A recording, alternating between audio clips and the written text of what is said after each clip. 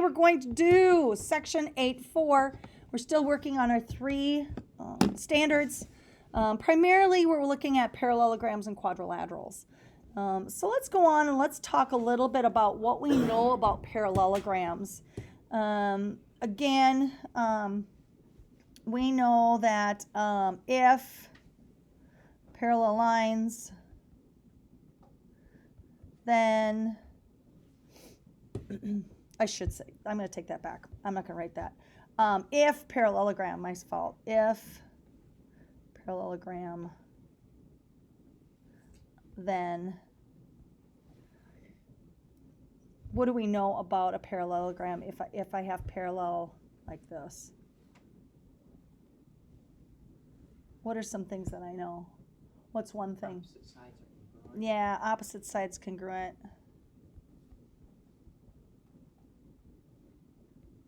Very good.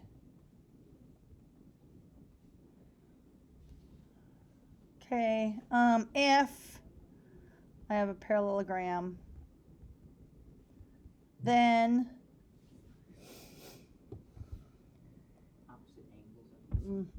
opposite angles congruent. If parallelogram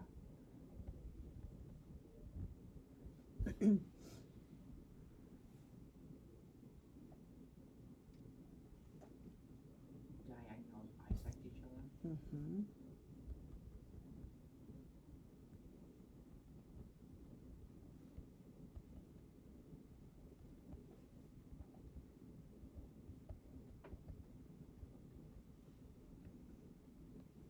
I'm going to slow down a little bit. I feel like I'm going super fast.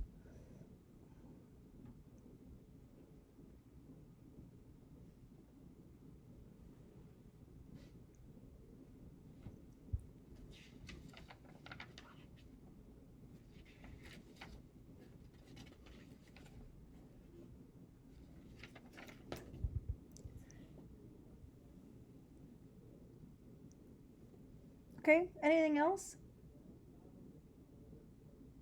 Don't the interior angles equal 360 degrees? That's on a quadrilateral, not necessarily a parallelogram. Yes, they do. Consecutive angles equal, or some supplementary. Very good. If parallelogram, consecutive angles, supplementary.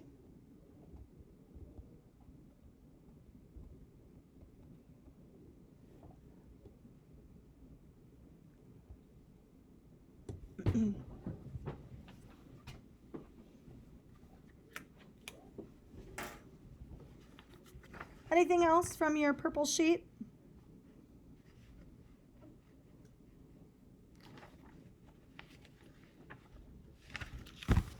I think we're missing like the if, opposite sides are parallel. yeah, if parallelogram, opposite sides parallel. That's kind of the definition of a parallelogram, so yeah. Okay, so just some things to remember. And again, a parallelogram is a special type of quadrilateral. Okay, there's many different types of quadrilaterals. Parallelogram is one of them. So think of a quadrilateral as kind of a giant umbrella, and a parallelogram is just a piece that's coming underneath that umbrella. Okay, all right. So this is something that we're going to put on our colored sheets that I gave you, and we're not going to do it right now, but we will talk about it a little bit later. Let's talk a little bit about this, all right? So let's look at the parallelogram first, all right? And then we'll take a look at rhombus, rectangle, and square. And you're going to notice that I kind of have pictures underneath them to help you out a little bit. First of all, let's look at parallelogram. In a parallelogram, are all sides congruent? No, not necessarily. They can be, but it just in general, that's not true, okay? Are opposite sides congruent? Yes, so I'm going to put a little X in that box, or you could put a little check mark right there, Okay. Are opposite sides parallel? Yeah, that's the definition of a parallelogram. Okay. Are opposite angles congruent? Yes, that's true.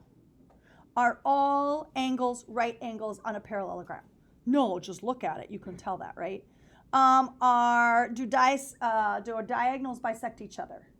Yes. So I'm going to put a little X there. Are diagonals congruent?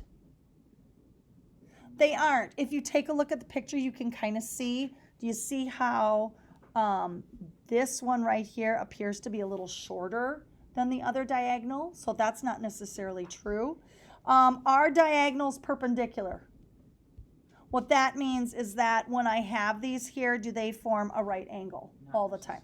Not necessarily. Nope. Do the diagonals bisect opposite angles? In other words, when the diagonals come down here, does this congruent to that? Yes. We don't know that necessarily. Okay, we don't know that, so we can't say that. All right, so parallelograms, these are the 4 things that we know for sure.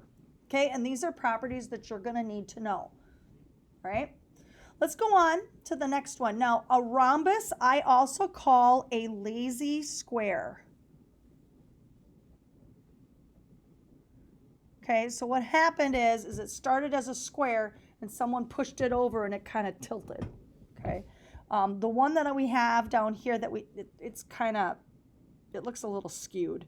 But the main idea is that it started as a square and then got pushed to the side. Okay, are all sides congruent on a rhombus? Yes. They are, because it started off as a square and someone just pushed it over a little bit, so it's leaning, right? Are opposite sides congruent? They're going to have to be, absolutely, yeah. Are opposite sides parallel? Yeah, yep, they are, absolutely. Are opposite angles congruent? Yes. Yes, they are. Are all angles right angles? No, because it started off as right angles and then someone pushed it over, right? Okay, do diagonals bisect each other? That would be a yes, they do. And so if you're unsure, you can kind of take a look, but that is one of the things that we're going to learn today, is that the diagonals bisect each other, okay? Are diagonals congruent? No. No, they're not. I mean, look at it. Does that even look like they're congruent? Not even close, right? Are diagonals perpendicular? That would be a yes. And so what's happening here is when you get in here, it's going to do that. That is one of the properties that's a little bit newer. And so I don't know if you want to take that little box and maybe highlight it. That is something new that you're going to learn today. Is that only true if all angles or all sides are congruent? We'll talk about that. Okay. And then finally, diagonals bisect opposite angles. That is also true. So this is something that's a little bit new, this section. Okay. And what that means is if I blow this up a little bit, this angle's congruent to this angle, and this angle's congruent to this angle. And it goes the same up here. Okay. Those diagonals take that angle and they cut that angle in half. And that's going to be really, really important if I know it's a rhombus to determine what the angle measures are. Okay. So I don't know. It's up to you if you want to highlight those, but those are the kind of the new ones in this section that you may struggle with a little bit. Okay. Questions on the rhombus? I kind of like the rhombus. It kind of wants to be a square, but it's not. All right. Rectangle. We all know the rectangle, right? We knew it from elementary school. Let's take a look at that. Are all sides congruent on a rectangle? Not always, no. Are opposite sides congruent? Yes. Yes, that's a property of a rectangle. How about opposite sides parallel? Yes. That would be yes. Okay. Opposite angles congruent? Yes. Yes. All angles are right angles? Yes. Yeah. Okay. Diagonals bisect each other. Yes. Yes. Okay? Diagonals are congruent. They are. They are. So that's one of the ones that you might want to highlight that's a little bit different. And what that means is that this diagonal is congruent to this diagonal. Okay? They're congruent to each other. That's what that means. Okay? Diagonals are perpendicular. No. No, take a look at it. It's not even close. All right? And then diagonals bisect opposite angles. No. No, that's a no. Okay, and what that means is when I blow this up, like this would be congruent to that. If you take a close look, it's not even close. Okay. Sometimes drawing pictures will kind of help with some of that. Okay, we're all right so far? Okay, I will kind of help you with the memory of this. Okay, so we're just kind of going through, and if you're like, there's no way I'm going to memorize all this. There's just no way. This lady's crazy. I will teach you how to kind of compartmentalize them so it's not so overwhelming, okay? Let's go on to the next one, the square, the perfect square. It's kind of the stuck-up shape. So for the square, is everything? Well, let's talk about that. Let's talk about it. Are all sides congruent? Yeah, they are. Okay? Are opposite sides congruent? They kind of have to be, right? Yeah. Are opposite sides parallel? Are opposite angles congruent? Are all angles right angles? Yes. Do diagonals bisect each other? Are diagonals congruent? Are diagonals perpendicular? Yes. Yes. Diagonals bisect opposite angles. Yes. So the square takes the cake. It wins the prize. Okay? Now, if you're like, this is crazy. I don't know how I'm going to memorize all this. Let's take a look at this for just a minute. Okay? I don't want that color. Let's do yellow. Okay? Remember with a parallelogram, right? Opposite sides are congruent. We've worked a lot with those, right? So if you take a look at parallelogram, take a look how this, let me make this a little bit bigger. Okay, parallelogram, opposite sides congruent. Notice how it's true for all of them. Because a parallelogram is a rhombus, is a rectangle, is a square. They're all parallelograms. Opposite sides are parallel. Notice it's for all of them. Opposite angles are congruent. Notice it's for all of them. Okay? Diagonals bisect each other. Notice it's for all of them. So 4 of these are for all of them because all of them are parallelograms. Okay, so if it's parallelogram, a rhombus is underneath that shape, rectangles underneath that shape, squares underneath that shape. Square is the one that's kind of the perfect. It's got perfect sides, it's got perfect angles, it's the perfect shape. So all of those things are going to work, okay? And then after that, you can take a look at the rhombus. The rhombus is a wannabe square. So it's missing 2 things, okay? The 2 things it's missing are right angles and diagonals are congruent. And by looking at that, you know that, okay? So when you start looking at shapes and you start looking at their properties, it's not that overwhelming. Drawing pictures helps. All right, let's keep going. Each diagonal of a rhombus, remember rhombus is the lazy square, bisects 2 angles of the rhombus. Okay, so this is kind of what it means. The diagonals here, when I blow it up, this is congruent to this, and this is congruent to that, and these are congruent to each other. And I kind of offset them just so that you can see it's the little angles that are congruent to each other. Okay, I know that this whole angle right here is congruent to this angle here. And I know that this angle here is congruent to this angle here as a whole. And so if I cut them in half, I know those little pieces are congruent to each other too. We okay? Not okay? Am I going too fast? Okay. Here's another property of that lovely rhombus. Okay, the diagonals are perpendicular. What that means is I can take a look at this, and if this is 90 degrees, all of them are 90 degrees. So I could go all the way around it and go 90, 90, 90, 90, 90, 90, 90. That's a huge thing, because once I set up 90-degree angles, I can do trig.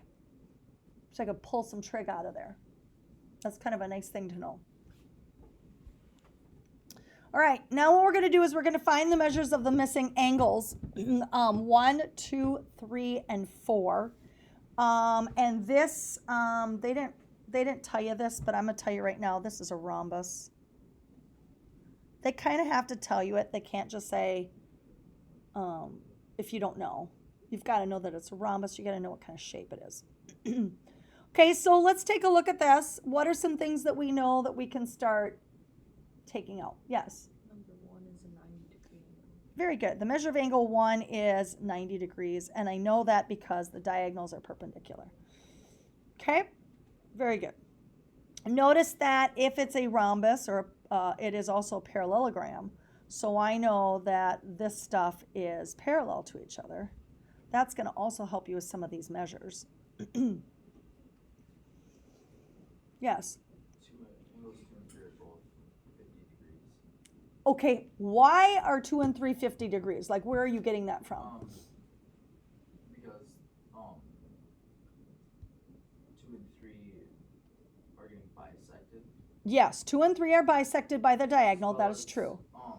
2 is an alternate interior angle of 50 degrees. Very good. So angle 2, which is down here, is an alternate interior angle with 50. That's why I drew in those parallel lines. Okay, so absolutely, very nice. So the measure of angle 2 is 50 degrees. So I'm going to establish that first. And then the measure of angle 3 is also 50 degrees because this right here bisects that larger angle in half to make 2 and 3 congruent. Okay. All right, so now I got to find the measure of angle 4. How do I go about doing that? Yes? Could you do like angle sums with 90 plus 50? Very good. Yeah, I'm going to do angle sums. Very good. So notice that this angle is 90 degrees, and I know angle 2 is 50 degrees. So to do that, I'm going to come down here, and I'm going to go, okay, the measure of angle 4 plus 90 plus 50 equals 180. The measure of angle 4 plus 140 equals 180. The measure of angle 4 then equals 40 degrees. So I'm going to come up here then and go 40 degrees. Just FYI, don't just pull 40 out of thin air. Make sure that you, what's some reasoning behind it. I am seeing some students do kind of a chicken scratch. So they'll do 90 plus 50 is 140 minus 180 equals 40, and they'll look at me, I'm a winner. That's wrong. Okay, first of all, 140 minus 180 is not positive 40, it's negative 40. Okay, and we want something that's a little bit more algebraic. Okay, so don't be doing stuff like that. Make sure you use algebra, set it up kind of like the angle sums property. Okay. All right, let's move on. The area of a rhombus. This is something else that we're going to add to our color sheets. This is something you do need to memorize, all right? But it's not that hard when you look at it. What do you think D1 and D2 mean? Yeah, diagonal 1, diagonal 2. Does it really matter what I call it, diagonal 1 or diagonal 2? No, it doesn't matter, okay? So the area is I take both diagonals, I multiply it together, and then I divide it by 2 or multiply it by 1/2. It's very similar to kind of like a triangle. Area equals 1/2 base times height, but rather than base times height, it's the diagonals. Okay, so let's go ahead and let's look at this one. When we do this, what we want to do is we want to write down that formula first. You always start with the formula. You need 3 lines of work. Why? Because eventually we're going to do surface area and volume of 3-dimensional shapes, and it helps you kind of organize things. Students will pick the wrong formula, but will plug the numbers in correctly. I assess that differently than pulling the right formula and multiplying wrong. Okay? So I'm going to grab this formula. It also is kind of a roadmap for you. So do I know the area of this figure? I do. That's 56. So I'm going to put 56 and then 1/2. Do I know D1? What is it? It's 8. Okay, but that's okay. So I'm going to come over here and I'm going to go D1 equals 4 plus, you know what? I'm going to do it in green so it's a little bit better, easier for you to understand. Does D1 have to be the 4? Does D1 have to be? No, it doesn't. Okay, so I'm going to grab my 8 and then I'm going to go over here and I'm going to color code it for you just to make it a little bit easier. Okay, and then D2, what is it? Is it x squared or 2x? It's 2x because it's not x plus x. I'm going to take this little bit, which is x. I'm going to take this other part, which is x. And so x plus x is 2x. So this will be x plus x equals 2x. Okay? So then this is 2x. All right, now what am I going to do? Let's bring it together. Okay, so I've got 56 equals, what's 1/2 times x, or I'm sorry, 1/2 times 8 times 2? 8. So this is 8x, right? Now what? Divide by 8. So x gives me 7. Okay, did that answer the question? Yep, it did. It says find x and I found it. Questions on that? Like how I found something. Again, they gave me part of that diagonal, and I know that they're cut in half. I probably should put over here that this little piece is also 4. Okay. Here's another tidbit. If the diagonals of a parallelogram are perpendicular, then it's the rhombus, so it's the converse. Okay, so all it's saying that is if I know that this thing has a 90-degree angle there, then I know that it's a rhombus. Okay.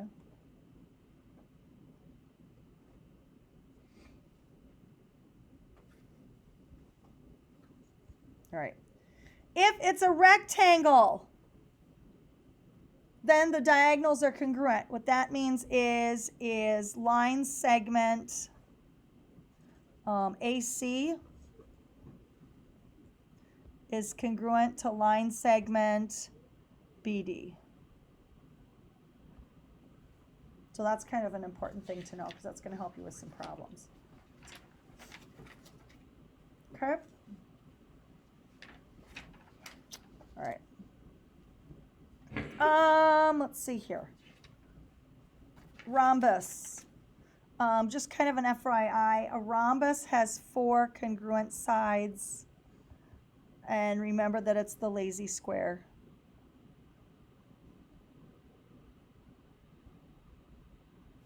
Just kind of FYI. Boy, that S looks awful. Let me help you out. There we go. A rectangle has 4 right angles and all sides.